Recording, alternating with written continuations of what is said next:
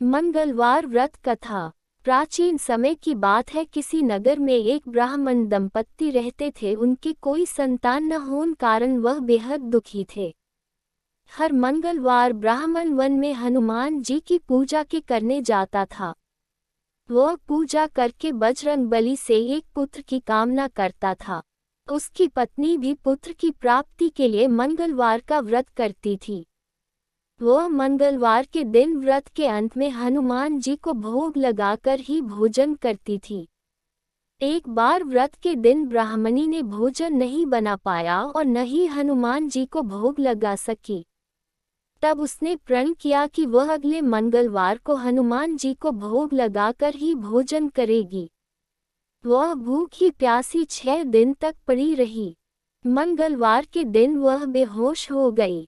हनुमान जी उसकी श्रद्धा और भक्ति देखकर प्रसन्न हुए। उन्होंने आशीर्वाद स्वरूप ब्राह्मणी को एक पुत्र दिया और कहा कि यह तुम्हारी बहुत सेवा करेगा।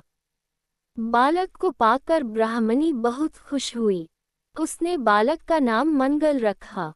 कुछ समय उपरांत जब ब्राह्मण घर आया तो बालक को देख पूछा कि वह कौन है।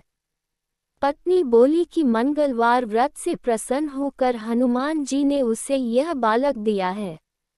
ये सुनकर ब्राह्मण को अपनी पत्नी की बात पर विश्वास नहीं हुआ। एक दिन मौका पाकर ब्राह्मण ने बालक को कुएं में गिरा दिया।